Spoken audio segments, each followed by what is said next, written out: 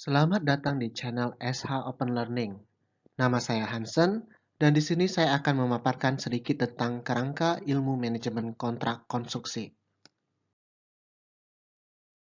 Sebagaimana yang kita ketahui bersama, manajemen kontrak konstruksi merupakan sebuah profesi yang telah lama berkembang di Indonesia.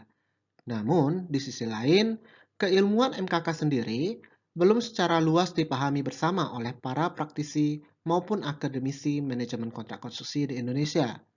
Hal ini terlihat dari banyaknya permasalahan dan sengketa kontraktual dalam pelaksanaan suatu proyek konstruksi. Di sisi lain, belum adanya suatu jenjang pendidikan tinggi yang berfokus pada keilmuan MKK turut berdampak pada rumitnya pengelolaan kontrak konstruksi di Indonesia. Oleh karena itu diperlukan sebuah pedoman untuk memfasilitasi pemahaman yang selaras terkait keilmuan MKK baik bagi para praktisi maupun akademisi. Kerangka Ilmu Manajemen Kontrak Konstruksi atau KIMKK adalah sebuah pedoman yang disusun dan diterbitkan oleh Komunitas Manajemen Kontrak Konstruksi Indonesia. Sebagai sebuah kerangka ilmu, KIMKK merupakan sekumpulan pengetahuan terkait profesi MKK di Indonesia. Kerangka ini akan sangat penting dan berguna bagi para praktisi dan akademisi yang terlibat dalam proses pengadaan dan pengelolaan kontrak konstruksi.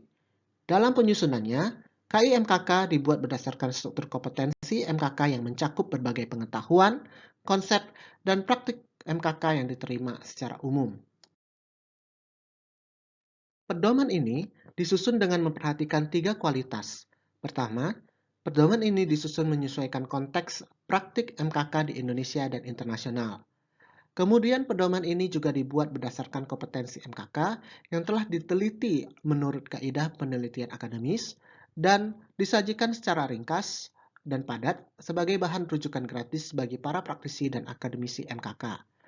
Dengan demikian, KIMKK ini berkontribusi bagi para praktisi MKK di Indonesia dengan menyajikan sebuah struktur kompetensi yang dibutuhkan dalam menjalankan tugas dan peranan MKK. Kemudian juga bagi para pelaku di industri konstruksi yang turut terlibat dalam pelaksanaan pekerjaan konstruksi, organisasi lain yang turut terlibat dalam pelaksanaan maupun pengawasan pekerjaan konstruksi, serta bagi perkembangan keilmuan MKK yang mungkin dapat diselenggarakan oleh institusi perguruan tinggi terkait di Indonesia.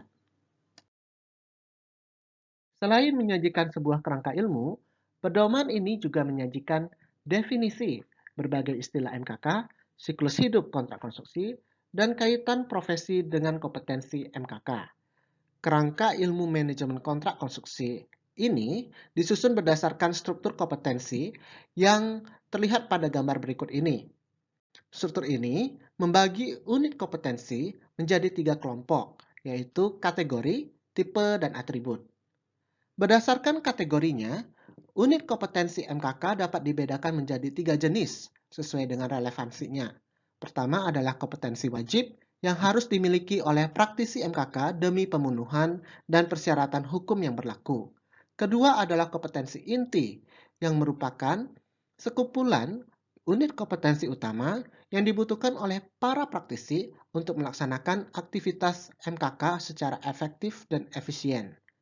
Yang ketiga adalah kompetensi pendukung, yang merupakan unit kompetensi yang mendukung performa praktik MKK.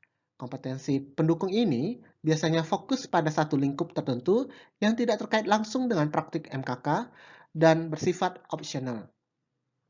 Kemudian berdasarkan tipenya, unit kompetensi MKK dapat dibedakan menjadi 4 jenis sesuai dengan sifatnya, yaitu kompetensi terkait perilaku, teknis, fungsional, dan manajemen.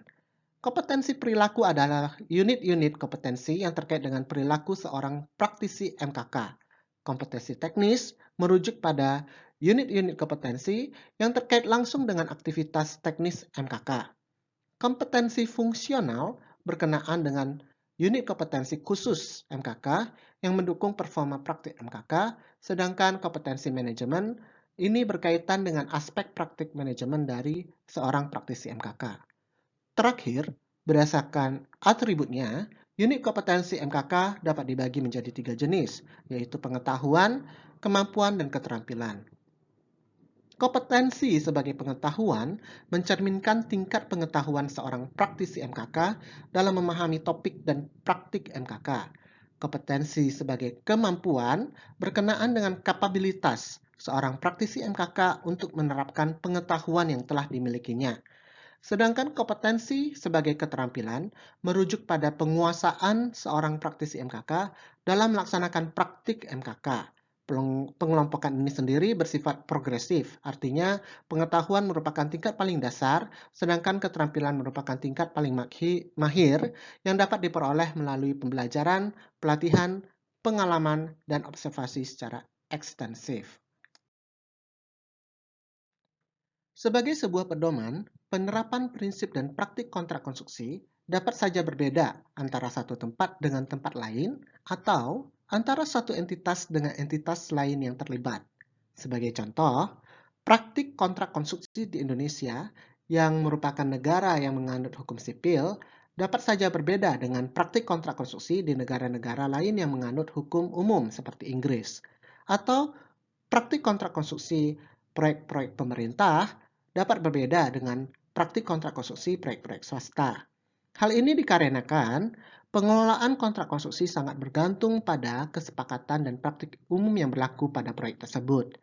Misalnya, pengelolaan kontrak konstruksi pemerintah harus menyesuaikan dengan regulasi pengadaan barang atau jasa pemerintah yang mungkin tidak berlaku untuk pengadaan barang jasa non-pemerintah. Atau pengelolaan kontrak untuk jasa konsultasi memiliki praktik dan ketentuan yang berbeda dengan kontrak untuk jasa konstruksi. Oleh karena itu, kerangka ilmu MKK ini disusun berdasarkan pengetahuan dan praktik umum yang diterima secara luas, namun tidak serta-merta dapat berlaku pada konteks kontrak konstruksi tertentu. Penyesuaian kontrak konstruksi ini diperlukan pada area penerapan tertentu yang dipengaruhi oleh berbagai faktor, seperti perbedaan budaya, terminologi teknis, dampak sosial, maupun hukum yang berlaku.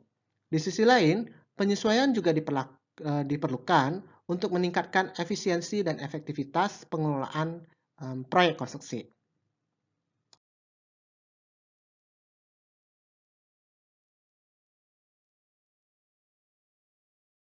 Demikian pemaparan tentang kerangka ilmu MKK Indonesia.